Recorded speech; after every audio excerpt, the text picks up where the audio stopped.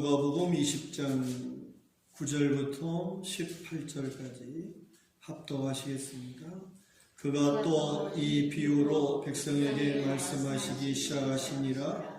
한 사람이 포도원을 만들어 농부들에게 새로 주고 타국에 가서 오래 있다가 때가 이름에 포도원 소출 얼마를 바치게 하려고 한 종을 농부들에게 보내니 농부들이 종을 몹시 때리고 그저 보내었거늘 다시 다른 종을 보내니 그도 몹시 때리고 능욕하고 그저 보내었거늘 다시 세 번째 종을 보내니 이 종도 상하게 하고 내쫓은지라. 포도원 주인이 이르되 어찌할까 내 사랑하는 아들을 보내리니 그들이 혹 그는 존대하리라 하였더니 농부들이 그를 보고 서로 의논하여 이르되 이는 상속자니 죽이고 그 소산을 우리의 것으로 만들자 하고 포도원 밖에 내쫓아 죽였느니라. 그런즉 포도원 주인이 이 사람들을 어떻게 하겠느냐. 와서 그 농부들을 진멸하고 포도원을 다른 사람들에게 주리라 하시니 사람들이 듣고 이르되 그렇게 되지 말지어다 하거늘 그들을 보시며 이르시되 그러면 기록된 바 건축자들의 버린 돌이 모퉁이의 머릿돌이 되었느니라 함이 어찌미냐. 무릇 이 돌 위에 떨어지는 자는 깨어지겠고 이 돌이 사람 위에 떨어지면 그가 그를 가루로 만들어 흩으리라 하시니라. 아멘. 누가복음 20장 말씀은 성전에서 이루어진 그러한 논쟁에 대한 말씀, 그 말씀을 21장 4절 말씀까지 성전에서 되어진 일들을 기록하는 내용입니다. 19장 45절부터 48절에 보시면 예수님께서 예루살렘에 입성한 다음에 성전에 들어가셨을 때 성전 뜰에서 이 짐승을 팔고 돈을 바꾸어주는 그러한 장사하는 사람들을 예수님이 보셨습니다. 예수님께서 그들을 내쫓으시고 또 다른 복음서를 보면 상을 둘러 부시고 그리고 채찍을 만들어서 그 모든 것을 다 내쫓으시면서 성전 정화를 하셨지요. 그래서 46절에 내 집은 기도하는 집이 되리라 하였거늘 너희는 강도의 소굴을 만들었도다 하시면서 성전 정화를 하셨던 그러한 말씀을 볼 수가 있습니다. 이러한 일로 인해서 오늘 20장 말씀에 보니까 1절 말씀에 예수님에게 찾아온 사람들이 있어요. 그 찾아온 사람들이 누구죠? 백성을 가르치며 복음을 전하실새 대제사장들과 서기관들이 장로들과 함께 예수님께 나왔다 그랬어요. 그러니까 대제사장, 서기관, 그 다음에 장로라고 하는 이 사람들은 당시에 사내들인 공회 의원들이었어요. 사내들인 공회라고 하는 것은 오늘날 우리나라의 국회와 같은 그러한 기관으로서 당시에 약 70명의 인원으로 구성된 그러한 대단히 그 권위를 가지고 있는 그런 하나의 단체였다고 하는 것입니다. 그래서 이러한 대제사장, 서기관, 장로들이 이처럼 예수님에게 나온 것은 바로 앞에 있었던 성전에서 장사하는 자들을 막 책망하시고 내쫓으시고 성전 정화를 했던 그것에 대하여 항의하러 왔던 것입니다. 예수님께 항의하기 위해서. 그래서 찾아온 것이죠. 그래서 그들이 2절 말씀에 보니까 예수님께 질문한 것이 뭡니까? 당신이 무슨 권위로 이런 일을 했는가? 그것을 지금 따지는 것입니다. 그래서 이 최고의 권력기관이고 최고의 그러한 지도자들인 대제사장, 서기관, 장로들, 이러한 이 사내들인 공회 의원의 구성원들이 예수님께 집단으로 지금 따지는 거죠. 그래서 당신이 무슨 권세로 성전에서 장사하는 그들을 내쫓으며 상을 뒤집어 엎고 이렇게 했느냐라고 지금 항의하는 그러한 내용의 말씀입니다. 바로 이것은 예수님이 성전을 정화하시는 그러한 행위는 자신들의 권위, 사내들인 공회 의원의 그 권위를 훼손했다. 권위에 도전했다. 즉 그런 뜻이죠. 그래서 당신이 무슨 권위로 이렇게 했느냐라고 지금 따지고 있는 것입니다. 그래서 우리가 당신에게 권위를 준 일이 없고 그리고 누구에게서 이 권위를 받아서 감히 성전에서 장사하는 그러한 사람들을 그렇게 내쫓고 정화를 하는 그러한 일을 했느냐. 예수님께서 성전 정화할 때 강도의 소굴을 만들었도다. 너희가 강도의 소굴을 만들었도다 라고 하는 이 말씀은 대제사장, 서기관, 장로들이 들을 때, 사내들인 공회 의원들이 들을 때 마치 그들이 강도라고 하는 어떤 그런 찔림을 받았겠죠.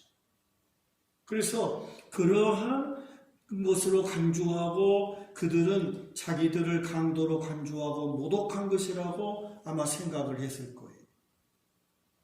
생각을 해보세요. 최고의 그러한 권세를 가진 지도자들이고 예수님은 한갓 갈릴리 목수의 아들이고 그래서 이처럼 그들이 이와 같이 자기들을 강도로 취급하고 그렇게 만들었다라고 하는 것을 책망했다라고 하는 그런 것입니다. 그러니까 성전은 성소와 지성소가 아니라 성소 이전에 뜰이 있어요. 성전 뜰. 그 성전 뜰에서 멀리서 순례를 온 예배하러 온 사람들, 제사하러 온 사람들에게 편의를 제공하기 위해서 무슨 양이나 또는 소나 그러는 비둘기나 그리고 당시에 로마가 지배했기 때문에 로마의 화폐를 사용했는데 그 로마의 화폐는 로마 황제의 형상이 그려져 있기 때문에 그것을 받아들일 수 없었어요. 그들이 그렇게 생각했죠. 그래서 그걸 환전하고 이러한 장사 거기에는 항상 웃돈을 올려서 값을 더 많이 올려서 그러한 재물을 팔고 또 돈을 바꾸어주는 그런 일을 했다는 것입니다. 바로 이러한 일들은 장사하는 일은 사내들인 공회가 허락을 해줬다는 거예요. 할 수 있도록. 그래서 이 장사하는 사람들이 성전들에서 이와 같이 장사를 하게 되었다라고 하는 거예요. 그래서 지금 대제사장 그리고 서기관 장로들은 자기들이 허락해서 성전들에서 장사하게 했고 그 장사하는 사람들로 인하여서 자기들은 이익을 얻었죠. 그런데 그것을 못하게 하며 예수님이 채찍으로 내리치시고 상을 엎고 그리고 짐승들을 쫓아내고 이렇게 하니까 굉장한 권위의 손상을 입는 그러지 않겠어요? 그래서 이렇게 따지는 거예요. 그래서 바로 이와 같이 2절의 말씀에 무슨 권위로 이런 일을 했는지 이 권위를 준 사람이 누구냐? 우리는 당신한테 그런 권위를 준 일이 없는데 그럴 때 예수님이 대답을 하시죠. 예수님 뭐라고 합니까? 나도 한 말을 너희에게 물으리니 내게 말하라.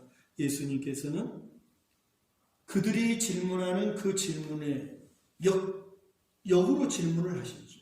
역으로. 그래서 역으로 질문을 하는 그러한 말씀인데 세례 요한의 세례 요한의 세례가 하늘로부터냐 사람으로부터냐? 그렇게 질문을 하신 거예요. 그래서 5절 이하에 보니까 그들이 서로 의논하여 이르되 만일 하늘로부터라 하면 세례 요한을 비난하고 세례 요한을 못살게 굴었거든.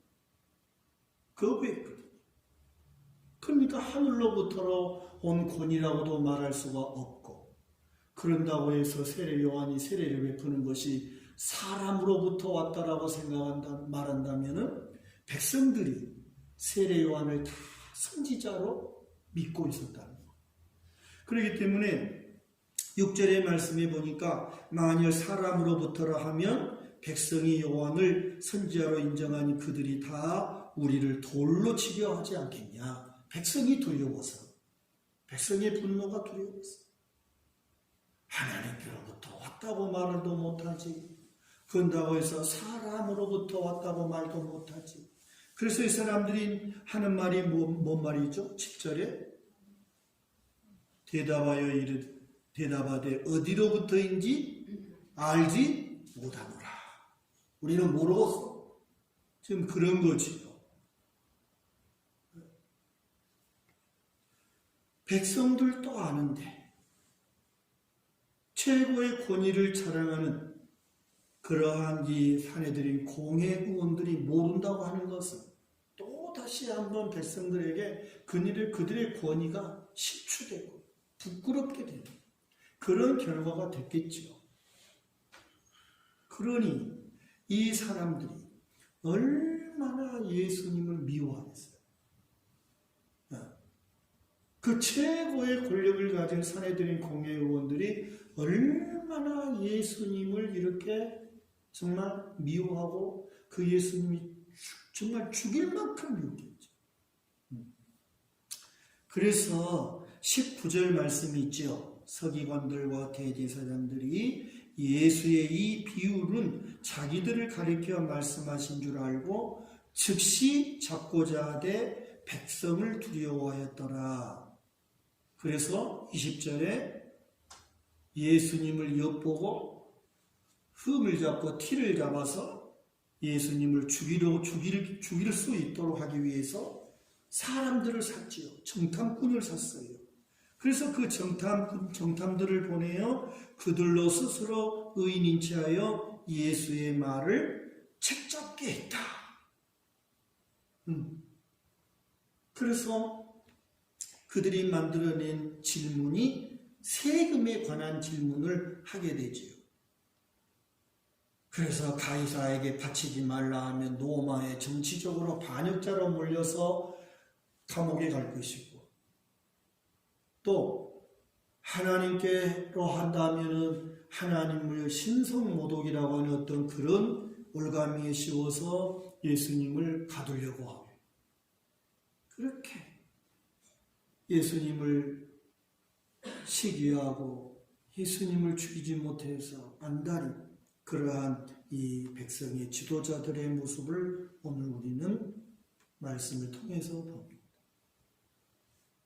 여러분, 이러한 예수님의 바른 가르침, 예수님께서 바르게 하나님의 뜻을 보여주시고 하나님의 나라가 어떤 나라이고 하나님이 원하시는 것이 무엇인지를 가르치시고 보여주셨지만은 탐욕의 눈이 어둡고 욕망에 자기가 사로잡히면 이와 같이 엄청난 폭력을 만들어내게 되고 걷잡을 수 없는 그러한 결과를 가져오게 된다 하는 것을 20장의 말씀 전체적을 보면서 우리에게 말씀해 주시는 내용이 되겠습니다. 이렇게 하나님의 뜻을 거역하고 하나님의 말씀에 완전히 반대적인 그런 삶을 살아가면서도 겉으로는 하나님을 말하고 정말 긴 옷을 입고 기도를 길게 하고 일주일에 2번씩 금식하며 했다는 이러한 이 종교 지도자들, 이런 위선, 형식, 이러한 부분을 우리들에게도 찾아보게 하고 오늘 우리에게도 그러한 부분이 있지 아니한가를 점검하는 그러한 말씀이 되겠습니다. 우리가 예수를 믿고 하나님을 경외하는 하나님의 백성임에도 불구하고 인간적이고 세상적인 어떤 그러한 탐욕이나 욕망이나 세상적인 집착이나 어떤 이러한 것들이 우리에게 있다면 그런 모든 것들을 다 버리고 정말 하나님께서 우리의 중심을 보심으로 하나님이 원하시고 기뻐하시는 하나님 베푸신 구원에 합당한 그런 열매를 맺어야 된다는 것이죠. 그것이 말씀을 통해서 저에게 여러분에게 주신 메시지, 교훈이라고 할 수 있습니다. 그래서 예수님께서 아주 쉬운 비유를 통해서 당시에 하나님의 백성들이 어떤 상태였는가 그것을 더 쉽게 말씀해 주시는 내용이 9절 말씀부터 18절에 있는 말씀이다. 비유로 말씀하셨다 그랬죠. 9절에. 그래서 예수님이 어떤 비유로 말씀하셨는고 하니 포도원을 만든 주인이 있었다는 거예요. 그래서 그 주인이 멀리 타국에 가면서 그 포도원을 한 농부에게 맡겼어요.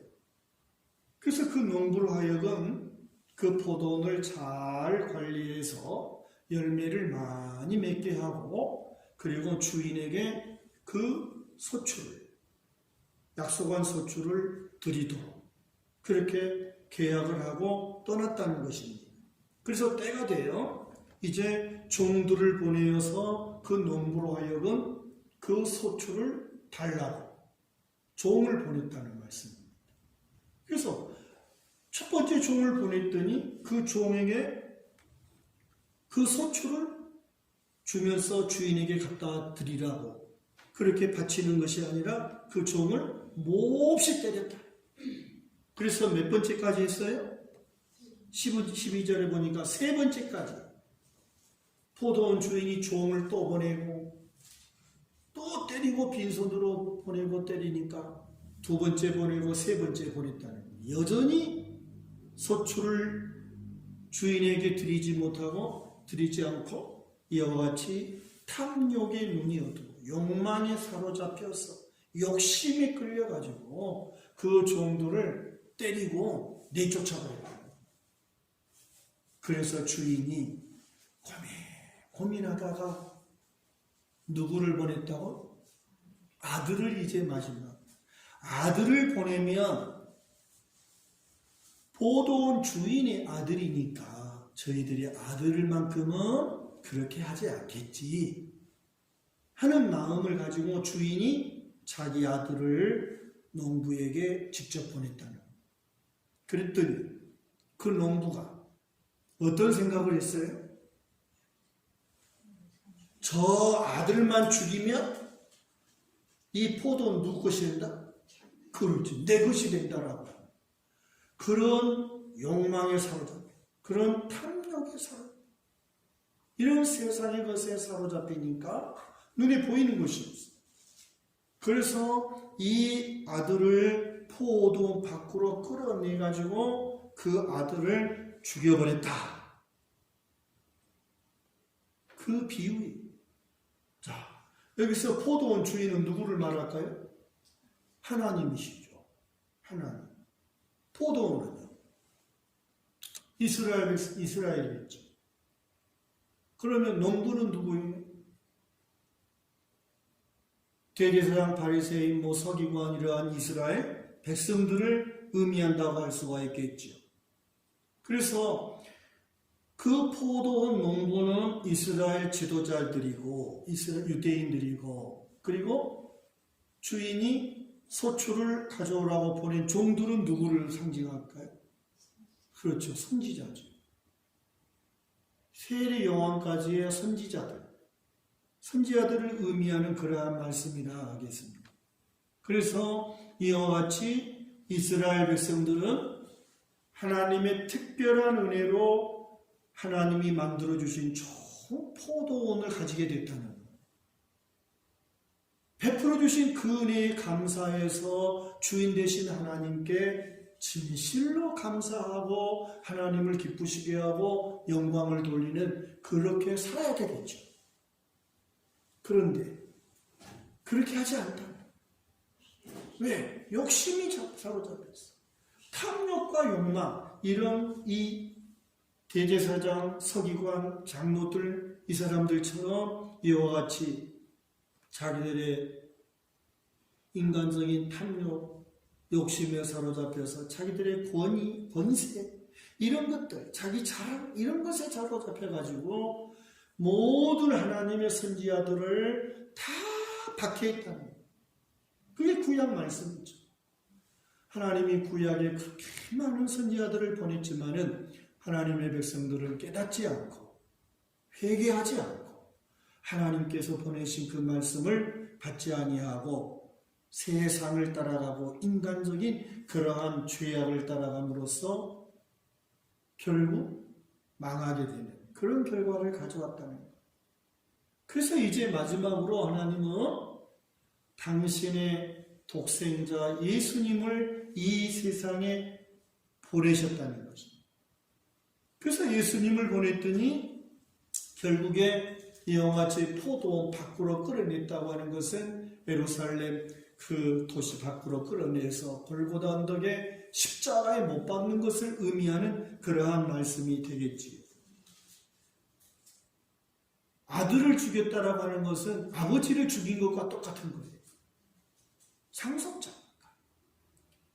그래서 이처럼 예수님까지도 이렇게 죽이려고 호시탐탐 정탐꾼을 사가지고 예수님에게 어떤 책 잡을 것이 있는가를 보게 하고 이렇게 했다고 하는 것은 얼마나 악한가.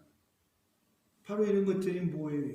다 세상적이고 인간적인 것들 때문에 그래요. 한마디로 말해서 이런 모든 것들은 다 욕심이에요. 그래서 욕심이 잉태하면 죄를 낳고 죄가 장성하면 사망이 된다는 말씀은 너무나도 확실한 말씀입니다.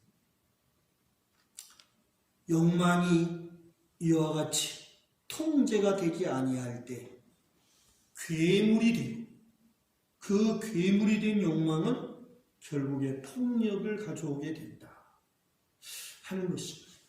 지금 미얀마에서 일어나는 그러한 소요 사태는 뭐예요? 그 군부, 마치 5.18 때 그 무지한 그 군사 독재자들이 정권을 잡기 위해서 자기와 똑같은 국민이고 이웃임에도 불구하고 총칼로 죽이잖아요.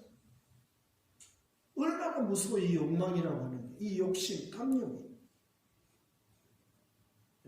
그래서 정말 우리 인간은 다 욕망이 있지요. 그러나 그 욕망이 잘 선용되면 용기가 되고 살아갈 희망이 되고 그러지. 그러나 그 욕망이 이처럼 선용되지 아니하면 욕망에 사로잡혀 버리면 괴물이 돼가지고 엄청난 폭력을 가져오게 돼요. 다른 사람들을 살상하게 되고 죽이게 되는 그런 결과를 가져온다는 거예요. 이게 세상이에요, 세상. 참으로 우리 정치권에도 그런 부분들을 얼마나 많이 볼 수 있어요. 서로가 이 코로나19 백신이 못 믿어가지고 처음에 들어올 때는 대통령이 먼저 맞아야 된다. 그렇게 떠들고 야당 법석이었던 그 야당 사람들이 어젠가 이제 대통령과 그 부인이 맞았잖아요. 맞고 나니까 다른 백성들은 맞으려고 해도 못 맞는데 대통령이니까 특혜를 입었다. 이야, 정말.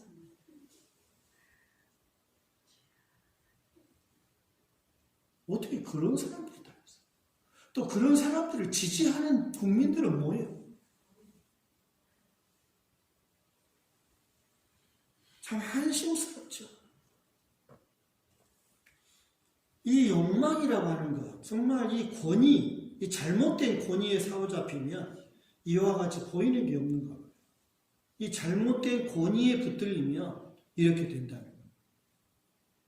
정말 여러분, 우리도 마찬가지. 그래서 내가 그리스도와 함께 십자가에 못 박혔나 늘 생각해야 되고 늘 고백해야 돼요. 이제는 내가 산 것이 아니고 내 안에 예수님이 사신 것을 알아야 돼. 나는 죽고 예수로 살아야 되는 사람들이 그리스도인이라는 거예요. 이게 하나님의 백성들이에요. 나는 죽고 예수로 사는 거예요. 내가 그리스도와 함께 십자가에 못 박혔나니. 그런즉 이제는 내가 산 것이 아니요 예수님이 그리스도께서 내 안에 사신 것이다. 이제 내가 산 것은, 내가 육체 가운데 사는 것은 나를 위하여 나를 사랑하사 자기를 십자가에 내어주신 하나님의 아들을 믿는 믿음으로 사는 것이다. 여러분, 우리 신앙 아무렇게나 신앙생활하면 안 됩니다. 되는 대로 하면 안 됩니다. 정말 마음이요, 정말 뼈를 깎는 어떤 그런 우리 도전의식을 가져야 되고요. 우리 자신을 향해서 정말 하나님 앞에 내가 어떻게 살아가고 있는가를 늘 점검해야 돼요. 그래서 이 탐욕에 붙들리면 안 돼요. 이 욕망에 사로잡히면 안 돼요. 마귀 앞잡이가 돼요. 사단의 지배자, 사탄에 붙들린 자가 되고 말이에요. 지금 바리새인, 대제사장, 서기관, 장로들이 그렇지 않아요. 아마 이들은 생각하기에 어떻게 해서 예수만 죽이면 자기들이 하고 싶은 대로 할 수 있겠다라고 생각했을 거예요. 정말 눈에 가시와 같고 자기들의 걸림돌과 같은 그 예수만 처치하면 일사천리로 자기들 마음대로 될 것처럼 생각했을 거 아닙니까? 그것이 이 욕망에 사로잡혔던 사람들의 생각이었어요. 그러니까 어떻게 하든지 예수를 처치하려고 하는 거예요. 그러면 그 사람들 배후에는 누가 역사하는 거예요? 대제사장, 서기관, 장로들, 이 탐욕에 사로잡힌 자들 배후에는 누가 역사해요? 사탄 마귀가 역사하는 거죠. 동일해요. 사탄도 마찬가지예요. 예수를 십자가에 죽여버리면 하나님의 나라는 실패될 것으로 생각했을 거예요. 그러나 오늘 말씀에서 보십시오. 17절 이하의 말씀에 건축자들의 버린 돌이 모퉁이요 머릿돌이 되었느니라 했어요. 다시 말하면 집을 지을 때 어떤 대리석 같은 걸 다 잘라가지고 필요 없는 거 다 버리잖아요. 근데 건축을 다 집을 완공해 놓고 제일로 중요한 머릿돌을 하나 만들려고 하니까 돌이 없는 거예요. 그러니까 쓰고 남은 버린 돌이었는데 그 버린 돌 속에서 그나마 반듯한 것을 찾아가지고 거기에 이름을, 날짜를 쓰고 이렇게 종초라고 해가지고 머릿돌을 하는 걸 보셨잖아요. 지금 그거 말씀이에요. 그들의 생각, 사단 마귀의 생각은 예수만 죽여버리면 하나님의 계획은 실패될 것이고 그 욕망에 사로잡힌 자들은 자기 멋대로 할 수 있을 것 같고 다 얻을 것 같은 생각이 드는 거예요. 그것이 버린 돌이에요, 버린 돌. 그런데 그 버린 돌이 정말 중요한 머릿돌이 된 거예요. 너무나 중요한 머릿돌이 된 거예요. 18절. 그러므로 어떤 결과가 온다고요? 이 돌 위에 떨어지는 자는 다 깨진다. 여기서 이 돌은 누구를 상징하는 거예요? 예수님이죠, 예수님. 십자가에 못 박아버렸던 예수님이 머릿돌이라고 합니다. 버린 돌이라고 합니다. 버린 돌. 부활하시니까 하나님이 예수님을 죽은 자 가운데 살려내시니까 이제는 머릿돌이 되는 거예요, 머릿돌이. 할렐루야. 마귀 사단, 욕망에 사로잡힌 자들은 예수님을 다 버린 돌로 버려버렸어요. 쓸데없는 돌. 그러나 하나님께서 예수님을 사망을 새기시고 부활케 하심으로써 그 버린 돌이신 십자가에 죽으신 예수님은 만왕의 왕이 되시고 생명의 주가 되시고 하나님 나라의 나라를 이루시고 왕이 되십니다. 머릿돌이 되셨다. 그래서 이 돌 위에 떨어지는 자는 박살난다 그 말이에요. 심판. 영원히 멸망이라 그 말이죠. 이 돌이 사람 위에 떨어지면 그를 가루로 만들어버려요. 완전한 멸망을 지금 말씀하시는 그러한 내용인 것을 보여주고 있습니다. 여러분, 정말 우리 예수님을 통하여 하나님의 나라를 우리에게 가르쳐 주시고 예수님을 통해서 눈을 뜨게 하시고 어두움에서 빛으로 나오게 하시고 사단의 권세에서 하나님 자녀되게 해주신 이 복음이신 예수님을 통해서 우리에게 가르쳐 주신 하나님의 구원의 말씀, 진리를 굳게 붙잡고 믿음으로 삽시다. 그리하면 반드시 우리는 승리한다. 그러나 그 예수님을 배척해버리고 버려버리고 세상 욕심으로 가득 차서 살아가면 가로되버려. 영원히 멸망. 그걸 말씀합니다. 중요한 교훈을 20장에서 주님이 우리에게 말씀해 주신 것을 기억하면서 사람에게는 다 욕망이 있어요. 그 욕망이 선용되고 잘 다듬어지면 우리의 삶에 에너지가 돼요. 힘이 돼요. 소망이 돼요. 그러나 그 욕망이 절제되지 못하고 다듬어지지 아니하며 그 욕망에 사로잡혀요. 붙들려 버리면 그 욕망에 붙들리면 욕심에 붙들린 것 같으나 사단에 붙들려 버려요. 그러면 말로 할 수 없는 폭력이 나와요. 이게 모든 인간의 모습인 거예요. 그래서 하나님께서 우리에게 은혜로 베풀어 주신 구원의 은총을 소중하게 알고 진실로 감사하며 우리 하나님께서 구원해 주신 그 은혜를 힘입어서 하나님 앞에 아름다운 열매를 드리는 농부처럼 하나님 앞을 기쁘시며 부족하지만 참 드러나지 않고 미미해 보이지만 하나님의 말씀에 순종하고 하나님의 선하신 뜻을 따라 바르게 믿음으로 살아가는 그런 저와 여러분이 되셔서 영원한 하나님의 영광에 참여하는 우리 모두의 삶이 되시기를 주님의 이름으로 축복합니다. 기도합시다. 하나님 아버지, 우리 주님 예수님을 통해서 하나님께서 기뻐하시는 그 뜻을 알게 하여 주시고 하나님이 베푸셔서 구원해 주신 그 구원의 은혜를 정말 소중히 알고 끊임없이 우리 주님 예수님의 십자가를 통하여 우리 자신을 십자가 아래 장사 지내고 우리의 인간적이고 세상적인 모든 탐욕과 욕망이 잘 다듬어지고 관리되어서 하나님 앞에 아름답게 쓰임받는 그런 우리의 삶이 되기를 말씀해 주셨습니다. 우리가 이러한 말씀을 붙들고 구원받은 그 하나님의 은혜에 합당한 아름다운 열매로 살아가는 저희들 꼭 되게 하여 주시옵소서.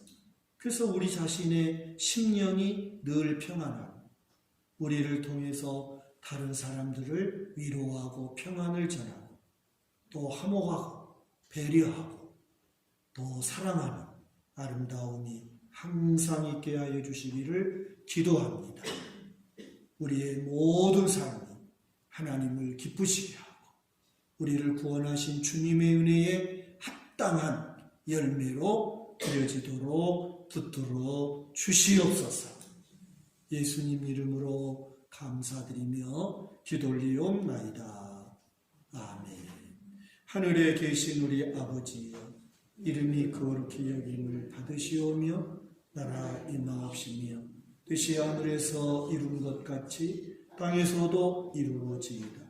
오늘날 우리에게 일용할 양식을 주옵시고 우리가 우리에게 죄 지은 자를 사하여 준 것 같이 우리 죄를 사하여 주옵시고 우리를 시험에 들게 하지 마옵시고 다만 악에서 구하옵소서.